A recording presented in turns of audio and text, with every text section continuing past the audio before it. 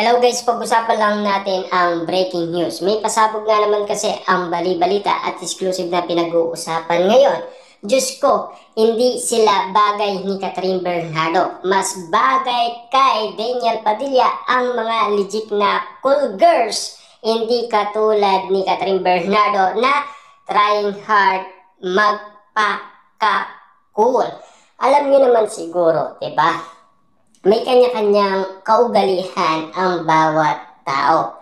Pero minahal siya ni Daniel Padilla. Almost 11 years silang nagmahalan at yan ay kitang-kita ng karamihan. Na alam niyo naman siguro, madaming kinilig kina Daniel Padilla at Catherine Bernardo. Hanggang ngayon, pinag-uusapan pa lang ang upcoming movie ni Daniel Padilla at Catherine Bernardo, pero kinikilig na sila. Diba? Dati napakalungkot nila at sabay sa pag-iyak ni Catherine Bernardo. Pero ngayon, kakaiba na ang mga nangyayaring eksena sa social media na ngayon ay nag-aabang na ng bawat eksena ni Daniel Padilla at Catherine Bernardo kung saan nga naman kasi sisimulan ang nasabing project. At kung hindi tayo nagkakamali, alam niyo naman siguro may nakaalaan na project kina Daniel Padilla at Catherine Bernardo na After Forever, na matagal na sana nagawa yan. After sana ng Hello, Love, Goodbye, isusunod ni Catherine Bernardo ang nasabing movie na After Forever. Bakit nga naman kasi puro kayod ng kayod si Catherine Bernardo last 2023? Kasi meron siyang pinapagawang Casa Bernardo, diba? Yun kasi ang matagal na pinapangarap ni Catherine Bernardo ibigay sa kanyang pamilya. Yun kasi ang pinangako ni Catherine Bernardo. Bakit nga ba pangako ni Catherine Bernardo yun sa pamilyang Bernardo? Alam niyo naman siguro, si Catherine Bernardo ay laking probinsya sa Cabanatuan, Nueva Ecija, diba? At lumipat sila sa Manila, grade 3 pa lang si Catherine Bernardo. At dito na sa Manila nag-aral si Catherine Bernardo. Papaano nga naman kasi? Nalilit nga naman kasi sina Marilyn Bernardo at Catherine Bernardo. Nauuli si Catherine Bernardo sa audition.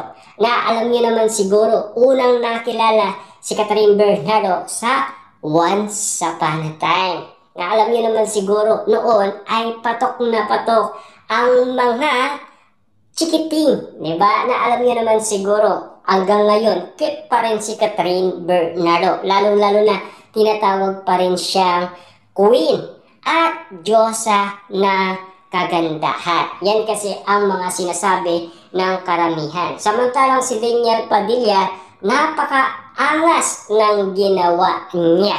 Kasi kinalbo niya ang kanyang buhok. Nagulat at nagtaka ang karamihan dahil inakala nila na talagang ginagaya niya si Robin Padilla. Dahil alam niyo naman siguro, kanino pa magmamana ang isang Daniel Padilla kundi kay Robin Padilla.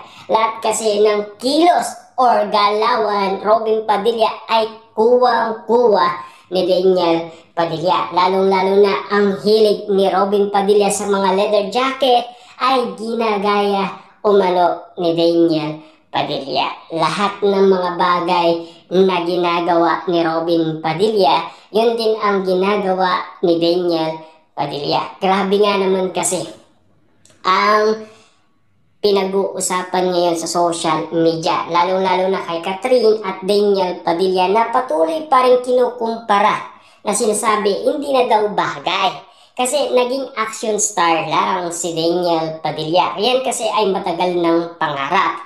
Pero alam niyo naman siguro, nagsalita si Daniel Padilla na hindi pa rin siya magsasawang gumawa ng mga movie na may romantic ang dating at may kilig ang dating. Yan kasi kung papaano nagkaroon ng pangalan sina Daniel Padilla at Catherine Bernardo. Na alam niyo naman siguro, kahit sino pa ang ibagay kay Daniel Padilla, pwedeng-pwede na.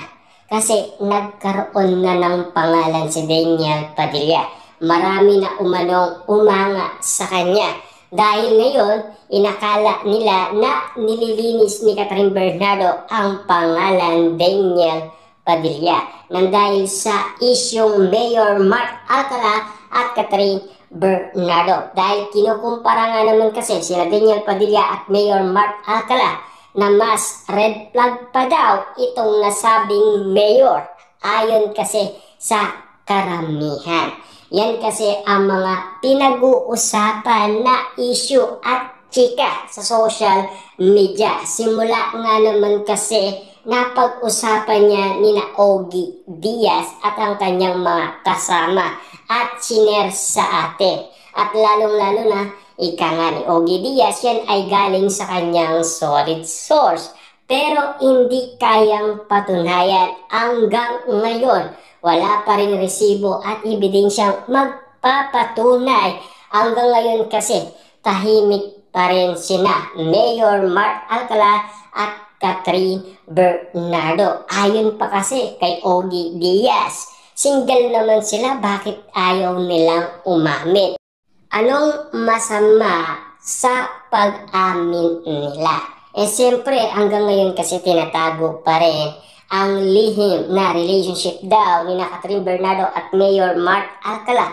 Kasi wala pa daw closure, lalo-lalo na wala pa talaga makakapagsabi na katotohanan ang usap-usapan patungkol umano kina Mayor Mark Alcala at Catherine Bernardo. Hanggat walang resibo, mahirap maniwala. Diba? Katunayan yan, pinag-uusapan muli sina Daniel Padilla at Catherine Bernardo. Mas lumalakas ang Katniel kesa sa issue ni Mayor Mark Alcala at Catherine Bernardo. Simula nga naman kasing napag-usapan ang nasabing throwback ng Katniel movie. Kasi binabalik nga naman kasi ng ABS-CBN, lalong-lalo na sinusuportaan pa rin sina Catherine Bernardo at Daniel Padilla dahil sila ay malaking big star ng ABS-CBN.